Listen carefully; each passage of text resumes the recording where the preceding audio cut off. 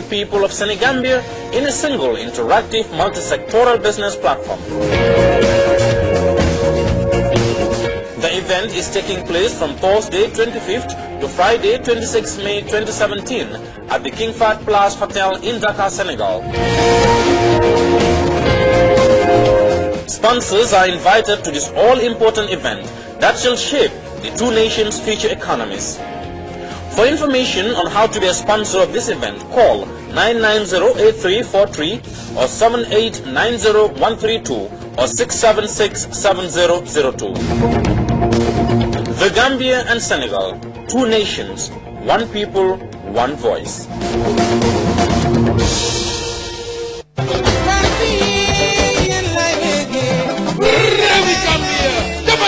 The man of house properties, so ñooy màggal seen fukkeeli at si njiitali His Excellency President Adama Barrow man of house properties ne yegg si am na Assane Ndiaye ak Njowel di baan Assane Ndiaye xarit yi jeej ñi soppe Sénégambia namoon ko yàkkamti woon ko ñépp di ko sentu ndaanaan yi Kalimadi Esti Mati Jo Kerdi family ak yeneen di tombe di 19th of May 2017 di guddi banquet galadina bu fi musula am Benjamin Hall entrance $1,500 28th May the grand dance Jama Hall Caraba Beach Hotel entrance VIP $700 individual $500 21st of May show sa Jokobir Kama dama ne waa West Coast region pare jot na kër musu leen koo gis entrance $350 suñu réew Gambia.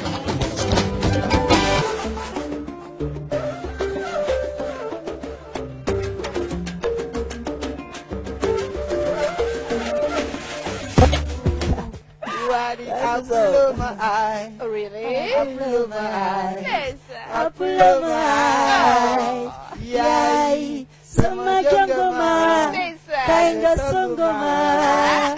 You on the line. Waaw bu ngoon asalaamaaleykum wa rahmatullah di yooti naa leen ku nekk sa tur ak sa sant xam ngeen ne rek alarba bu jot si kattanu yàlla suñu mayee fekkee ba ñu ñëw taxaw fi seen kanam di leen defal lu leen di neex ma ne ko jaliya banale wo ñon kuma le la leen ak nañu waxee ñu ko seela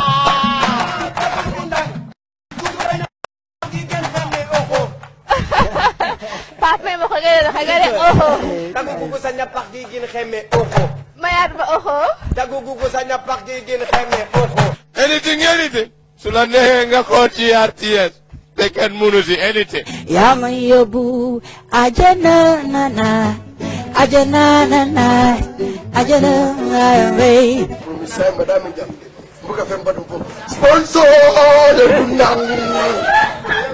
waaw asalaamaaleykum comme nu ko suma doomu ndey waxee ngay wax sponsor si muy Gambian bi taransu xeebuñ ko tala basket baa ngi nii bii mooy ngronal basket taransu tala jati taransu $2 xeebuñ dara Manding Empire ngronal basket yow su la neexee jigéen na sax awa day lamin seen serifo ngonal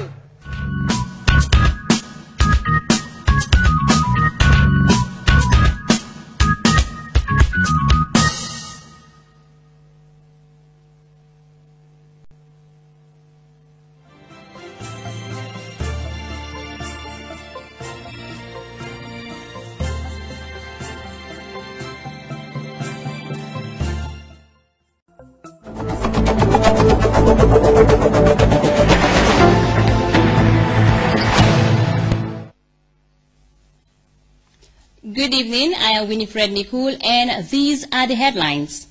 President Adama Barrow presides over the swearing-in of 6 Superior Court judges. Former President Jammeh's council withdraws the petition to challenge last year's presidential election results. Postal employees in Guinea-Bissau work without salary for 7 years due to the country's economic challenges. And Chinese President Xi Jinping delivers the keynote address at the opening of the Belt and Road Connectivity Project. Well, viewers, those are the headlines.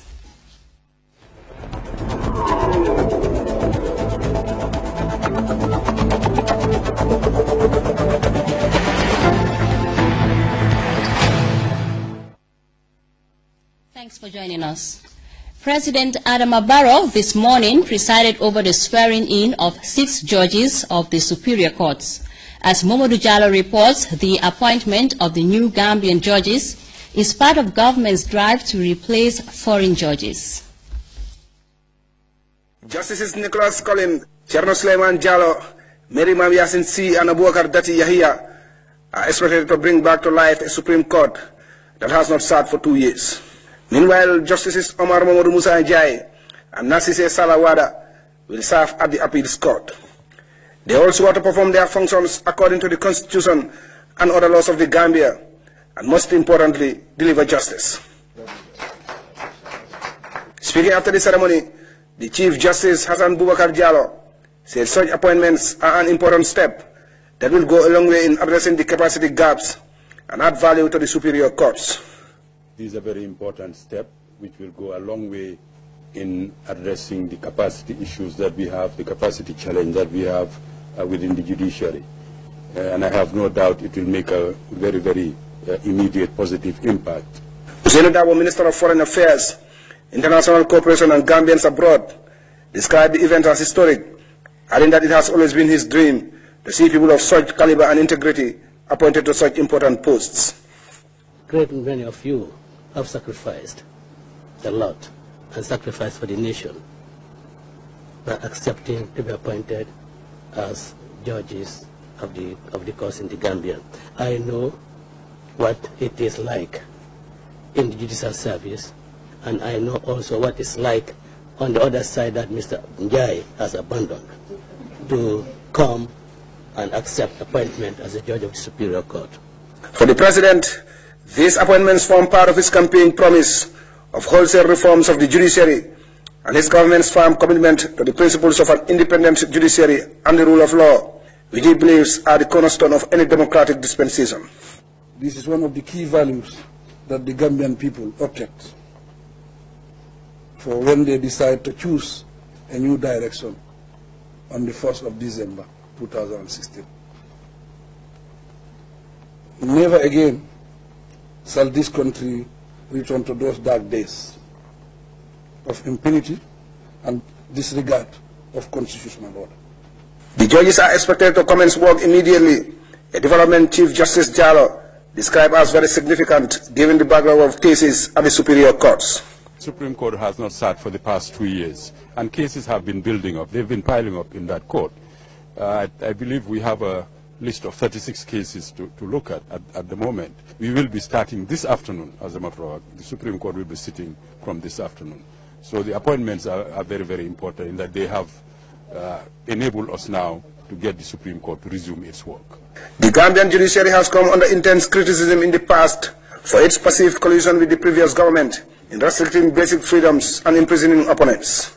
This swearing in of 6 judges, 5 of whom are Gambian, marks a new beginning for the judiciary, which is keen to restore its image and public confidence. Mamadou Jallow, GRTS News.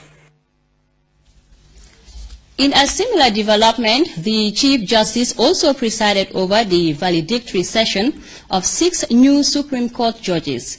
Ibrahim Ajata tells us more. Justices we are honoring today are among the best empaneled men in this jurisdiction. That's the Judicial Secretary outlining the new beginning, putting competent justice delivery on a high parameter as the judiciary welcomes 6 newly appointed Supreme Court judges. It was an event of distinct oratory that paid homage to the first venture looking to build an independent judiciary, executing the rule of law without fear or prejudice. Today we are presenting to you 4 justices of the Supreme Court and 2 justices of the Court of Appeal. They've just been sworn in by His Excellency the President Adama Barrow at his office. So I'd like to once again congratulate the justices for their appointment, welcome them to the bench of the Gambia, and wish them all the best here. All of them have had some distinguished legal careers here and abroad. And I'm sure that their appointment brings much added value, will in fact bring a lot more added value to our work within the legal system here. The occasion also signals a novel remodeling of relations between the bench and the bar, with lawyers looking forward to what could be a prime era of justice delivery in the Gambia. We have heard the cry of our people for justice, which is the clarion call for which both the bench and the bar must respond to positively, earnestly, and with unwavering commitment. Cherno Marena is the new Solicitor General of the Gambia. This is a future that is anchored on the rule of law, a future that is anchored on good governance, and a future that is anchored on the independence of the judiciary.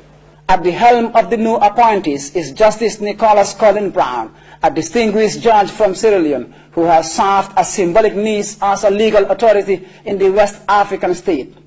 The Gambians gave us Mr. Salako Benkakoka, who became a Chief Justice, Justice Foster, who was the Justice of the Supreme Court, and Mr. James Mahoney, who was one-time Attorney General of Sierra Leone in the 60s. The appointed Supreme and Appellate Court judges also in bright prospects for justice delivery, with a lineup that includes Mam Yasin C, the first female judge in the Gambia. It's not an independent task, because the two have to go together. There will be no judgments pending if there are no briefs written. In a historic dispensation that marks a national first, 4 Gambian judges make it to the Supreme and Appellate Court. I have absolutely no doubt that we are poised to develop one of the strongest judiciaries ever. Together, we seek to foster a better bench-bar relationship.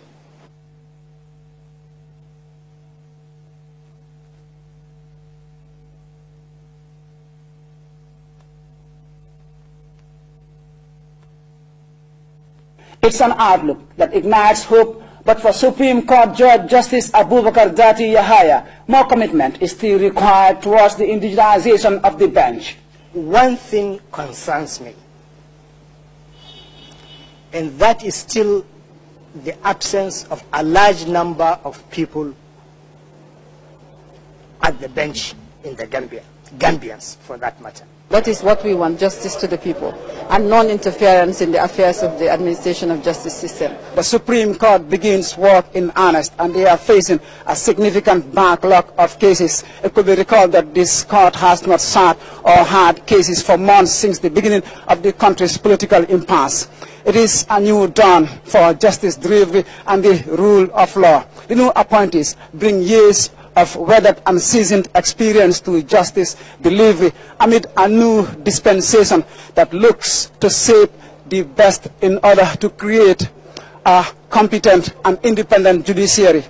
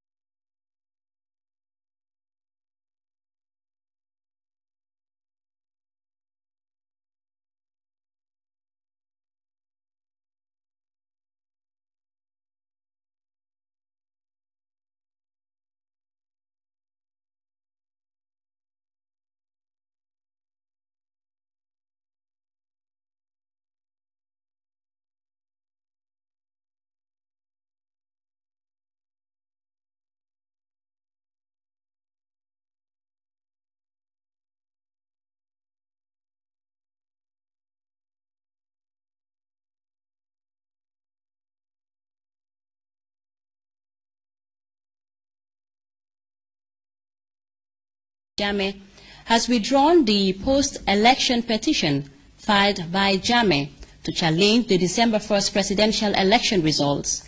Ibrahim Ajata was at the Supreme Court. A full Supreme Court, brimming with spectators and mountains of legal volumes, been examined by lawyers well before the panel of judges make their appearance. It is the first time the Supreme and Appellate Court sits to hear cases since the end of the political deadlock orchestrated by the former government of Yahya Jammeh. A new democratic dispensation, and the Supreme Court prepares to handle what has become a raging backlog of cases that include several election petitions filed by former leader Jammeh and his APRC party. When that matter was called before the Supreme Court, lawyer Edward Gomez announced his representation for the applicant and pronounced his client's intention to withdraw the election petition involving the IEC and Adama Barrow. The state respondents, represented by Bindeki, did not raise any objections to that motion, yet the constitutional provisions for the revoking of petitions need to be satisfied. This is what presiding Judge Chief Justice Hassan Jallow told the petitioning party, that compliance required a date, and the counsel for the applicant asked for an adjournment to prepare the necessary submission as necessitated by the Constitution. His motion will be granted, and the matter adjourned to the 24th of May for continuation. Other election petitions by the APRC and its National Youth Mobilizer versus the IEC, returning officer, and Adama Barrow will be eventually called. But the counsel for the applicants delivered similar submissions stating his client's intention to withdraw and revoke the application, challenging the outcome of the December presidential polls. With no opposition from the respondents, the Supreme Court asked the counsel for the applicant to embark on the legal processes prescribed to lawfully revoke the petition. The matters were adjourned for continuation on May the 24th. Meanwhile, the Supreme Court, which began sittings, earnestly embarked on the hearing of a backlog of 38 cases, which include a host of criminal matters. Ibrahim Jata, GRTS.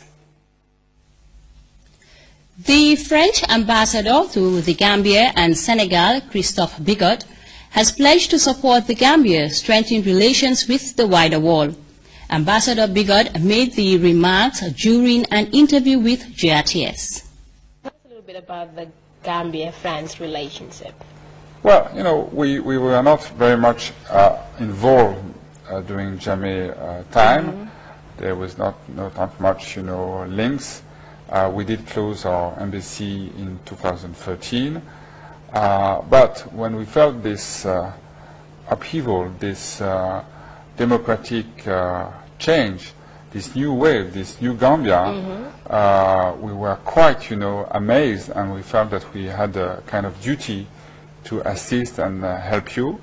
That's why during just after the first December elections, we were quite vocal to support President Barrow and to support also the efforts of ECOWAS to find a peaceful but determined solution to the crisis. We invited, with others, President Barrow to come to Bamako at the African-France Summit to show him support and support of the African chiefs of state. I had several opportunities to meet with him in Dakar. That brings the question, why the vested interest now? Because I would have expected that reaction from, let's say, Britain, since we are English-speaking country, but why is France having so much interest in the Gambia? Well, for a very simple reason. The first one, as I said, you know, the fact that you turn out as becoming a democracy in such a peaceful way. I mean, it's a lesson not only for the Gambians, of course, but not only for West Africa, but for the whole Africa. So in some way, you are a message, and a very, very positive message. You should not underestimate, I mean, the value, you know, of symbols, and you are definitely a symbol. But it's more than a symbol. It's also the fact that you are turning as a normal state, that you want to be integrated in the region. So this value also a lot of power, a lot of potential for the whole region, for the ECOWAS region, for Senegal, of course. But beyond Senegal, I mean, becoming an integrated state, that's also making a change. And then there's a lot of new potential that are opening, whether it's in terms of economy, in terms of justice, in terms of security. I mean, here are issues on which we have invested a lot in other African countries, and we are ready, if there is interest, of course, to share it with the Gambian people. And then you have, you know, always a kind of very human aspect. I mean, there was a great welcome to President Barrow when he visited France. People felt a lot of empathy with him.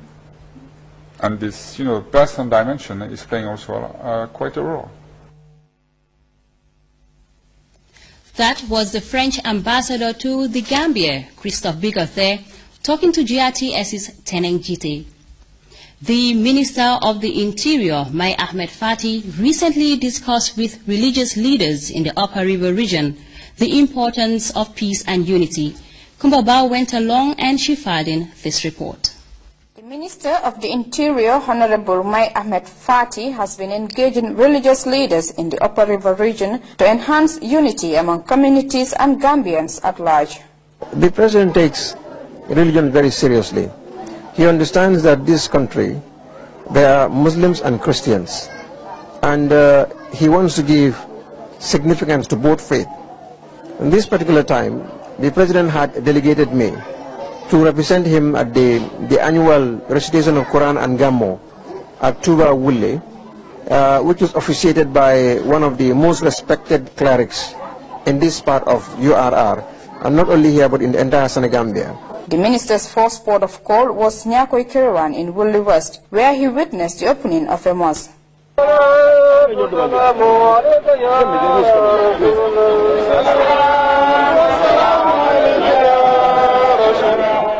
We are from the people, and we derive our power from the citizens.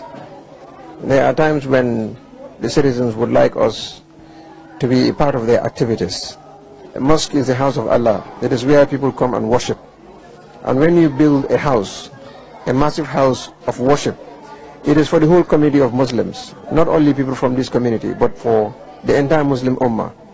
And so participating in that event, for me, as a native of this area, I see it as consolidating morality. Several speakers commended the community of Nyakoi Kiriwan for their dedication and love for Islam. Among them, the Imam of Kuntaru, Alaji Bambo Jaite and Alaji Bami Jaite. They also applauded the community for promoting peace, unity and Islam. The minister also visited Wuli Tuba, where he met a prominent Islamic scholar, Alaji Jannasano.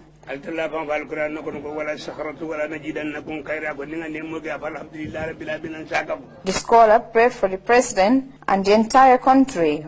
Minister Fati said reaching out to communities was part of the new government's effort towards strengthening national unity as well as freedom and democracy. Success of the programs of the government, which is intended solely to uplift our nation from poverty and to create a very strong and solid foundation for democratic governance, so that Gambians of the future generations will not have to do this work again. And that is why it is important that I am here. It is part of our social contract. But we have to get back to people whenever they need us. Because our work is not just sitting in offices and designing policies and programs. It's to go back to the people and be a part of them and integrate with them in everything that they do. The Interior Minister's tour is expected to raise hopes of new development projects for the people of Wuli as they look forward to a more inclusive government. Reporting for GRTS News, I am Kumbaba. The Department of Forestry has validated a 4-year investment plan to help protect the country's forest cover. Tamara Kanye has more. A 4-year investment plan was validated by forestry officials with support from the FAO and ECOWAS Committee on the Environment. The plan covers varieties of reforms ranging from forest management to preservation. The multi-million-dollar investment by ECOWAS and the FAO is meant to support the Gambia's active participation in West Africa's forestry management plan. The Gambia used to be a country endowed with thick forest, but due to the increasing demand on its flora and fauna and the expansion of towns and communities, this gift of nature has been significantly affected. This validation exercise, which is one of the series being undertaken in all the ECOWAS member states, is therefore a decisive turning point in the Commission's support for advocacy and resource mobilization for the sustainable management of forest and wildlife in the Gambia and generally in the sub-region. The goal of the National Forest Investment Plan is generally to provide guidance to policy and decision makers, donors, and other stakeholders in order to mobilize adequate financial resources for the sustainable management of forest and wildlife resources in countries, and in this case in particular the Gambia. FAO is therefore very pleased to be associated with this important initiative. The Gambia government has devised a series of plans meant to conserve the country's remaining forests. With this new investment plan, the establishment of community-based forests and the ban on illegal logging, the protection of the environment would be greatly enhanced. I take this opportunity to sincerely thank the ECOWAS Commission, FAO, and our national consultant for their support in this process. We assure them of Gambia government's willingness and desire to work and partner with them in ensuring that our forests are protected and preserved for the improvement of the livelihood of our population. It is one of the most recent steps undertaken by the Department of Forestry. It will not only help to preserve and improve the country's forest cover, but it will by extension reduce the impact of climate change in the sub-region. Reporting for GRTS News, I am Famarakani. The Independent Electoral Commission recently conducted by-elections for area councillors in the Central River region. Aissatou Jatta was there. The race to secure councillorship for the Galemanda ward in the Janjanbureh administrative area is a contest between the UDP and PDOIS. Legal requirements to enable you to stand as a candidate in the forthcoming Galle ward by-elections. As usual, we'll have the display of all that you've submitted, so that if anybody has anything to contest against your candidature, they can do that to me. Now you are free to come here and witness it. Ward councillors are key players in grassroots politics and, more importantly, the provision of basic social services. When elected, that would be the major preoccupation of Samba Kembalo of UDP and Abdoulaye Jallo of PDOIS. You have people around you who have experience, and they will guide you through the process. Now listen to them and listen to the good advice.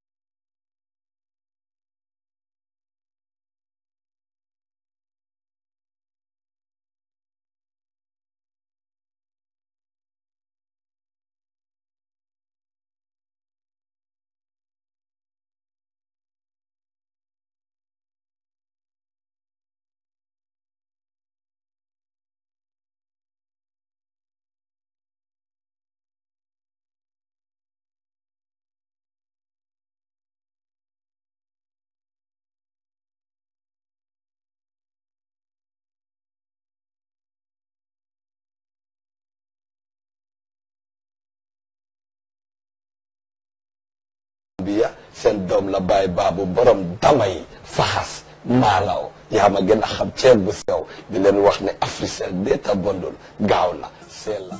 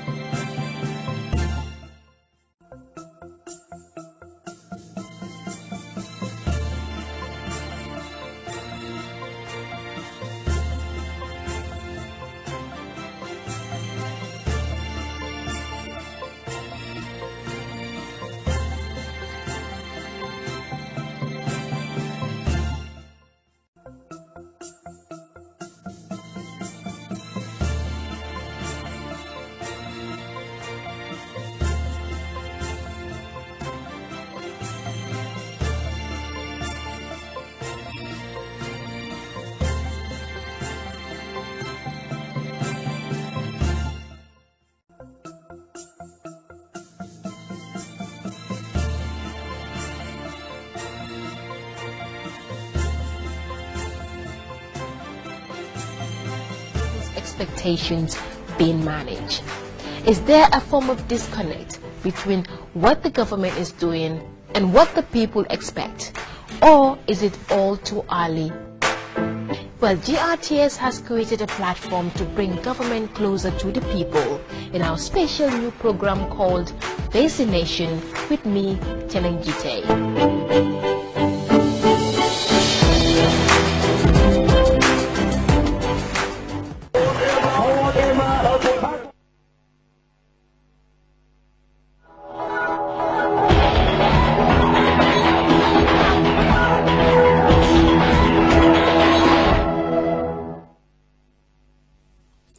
Welcome back.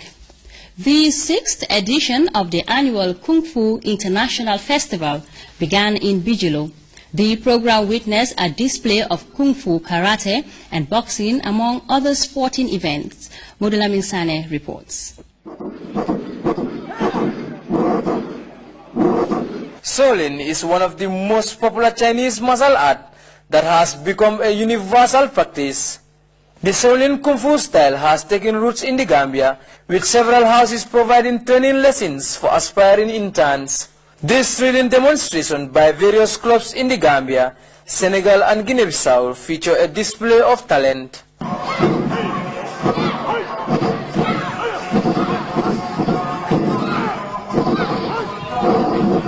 The ceremony also formed part of celebrations marking the 6th annual Kung Fu International Festival, organized by the Shaolin Wutang Monastery.